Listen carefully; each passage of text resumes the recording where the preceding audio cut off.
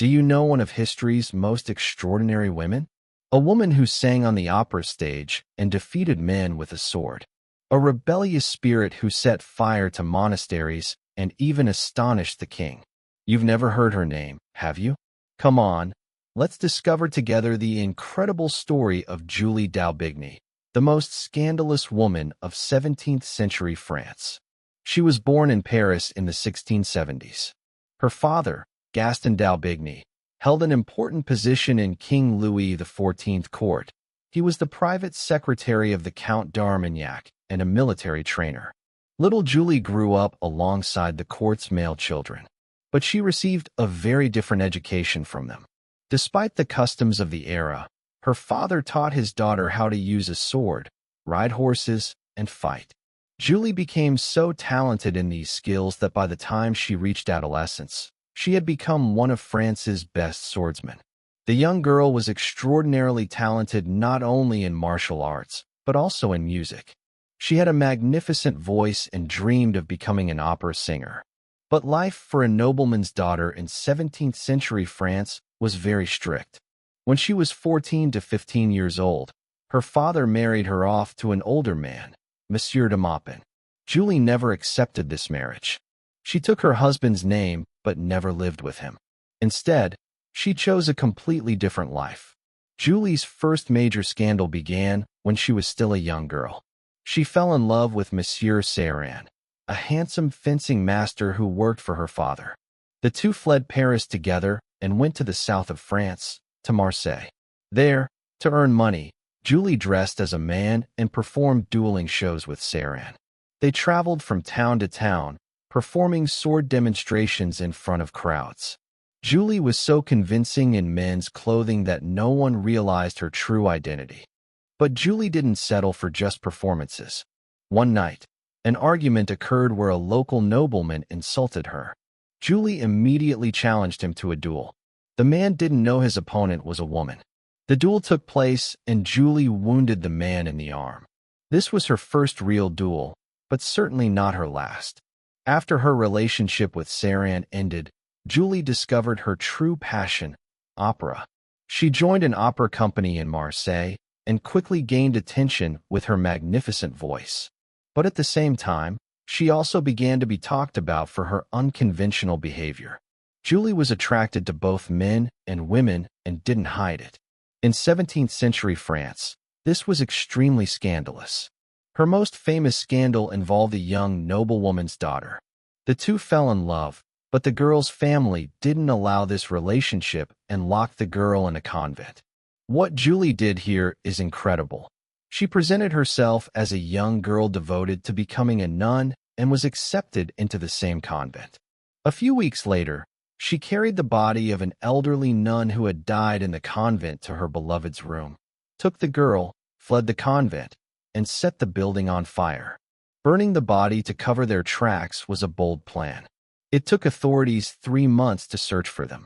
When they were finally caught, Julie was tried for kidnapping women, setting fire to the convent, and damaging church property. In those days, the punishment for these crimes was death.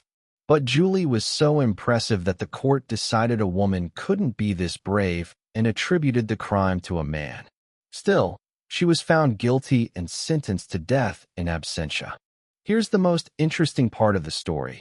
Julie returned to Paris and began singing opera at King Louis XIV court. Her voice was so impressive that the king listened and was captivated. Julie asked the king for pardon, and Louis XIV forgave all her crimes.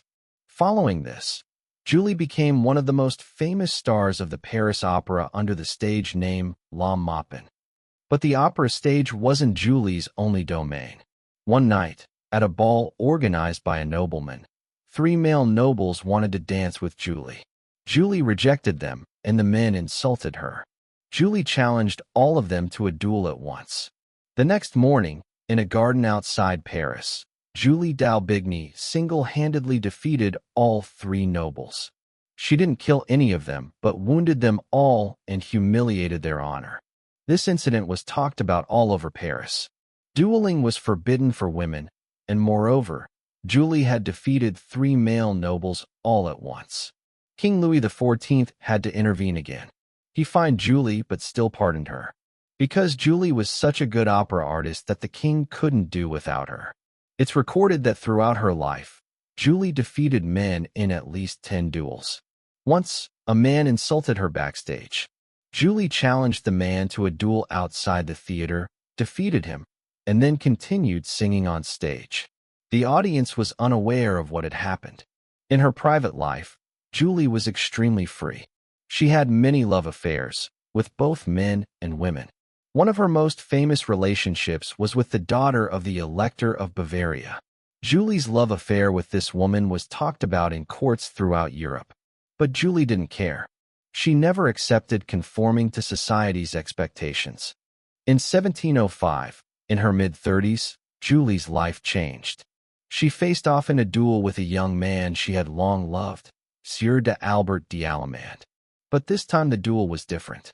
The man seriously wounded Julie, and she was taken to the hospital.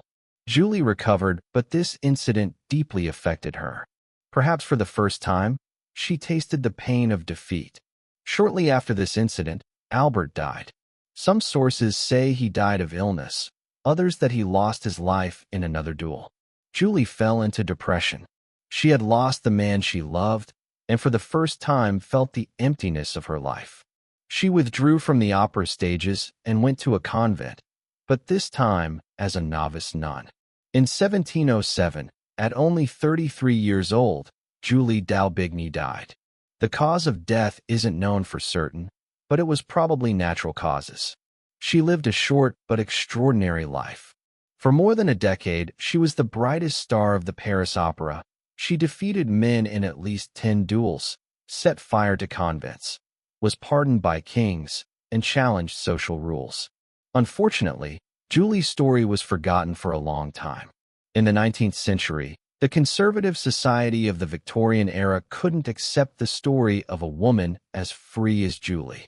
But in recent years, historians have rediscovered this incredible woman.